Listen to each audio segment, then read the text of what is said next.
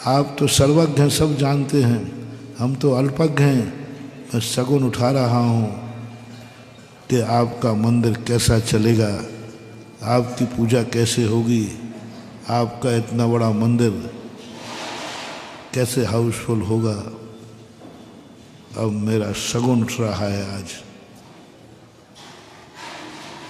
पहला, जिन बच्चों के नियम नहीं हैं,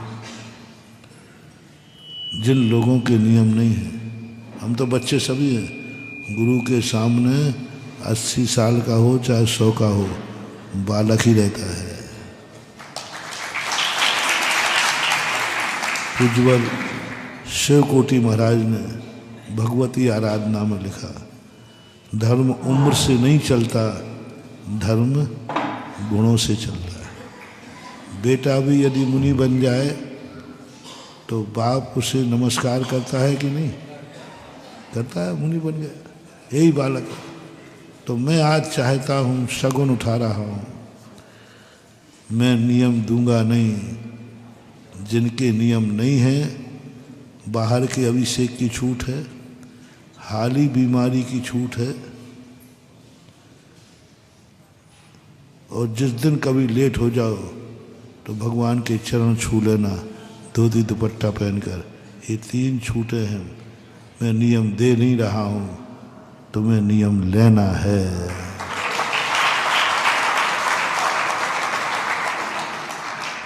जिनके नियम नहीं है वो बोले, महाराज मैं नियम लेता हूँ, मैं देता हूँ नहीं।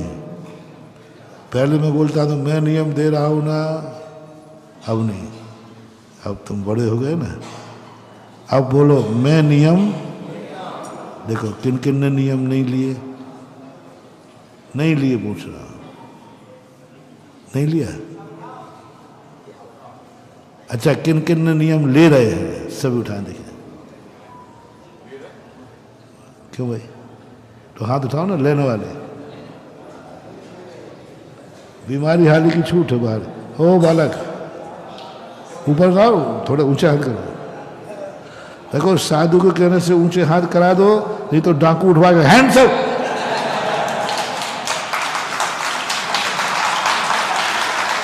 साधु के कहने से नहीं उठाए बेटा, तो डाकू के कहने से मैं उठाओ।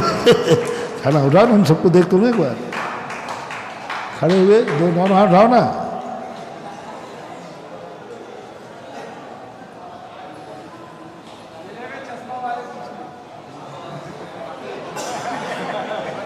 थोड़ा प्रदीप भैया देखना, थोड़ा उठाए ना, उठाए।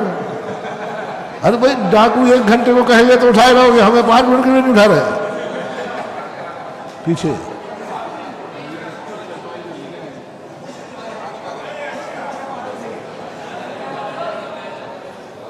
वाह वाह वाह, बहुत। मैं शगुन मान लूं, मान लूं, मान लूं। तो आज मैं पारसनाथ भगवान से कहता हूं, हे भगवान, मैंने आपको इतने बड़े बैठाले हैं, चिंता मत करना, एक दिन यहाँ ऐसे ही हाउसफुल मंदिर भरा मिलेगा। चलिए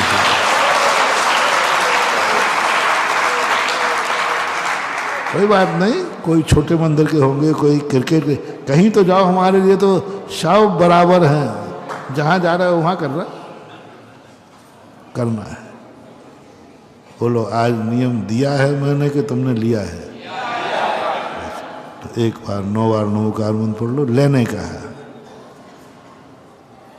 बाहर की बीमारी की छूट है, लेट हो जाओ तो भगवान के चरण छू लेना है।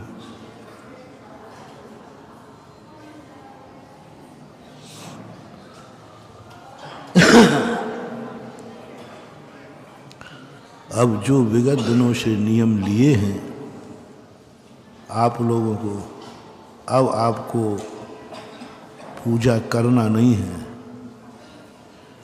आपको अभिषेक नहीं करना है,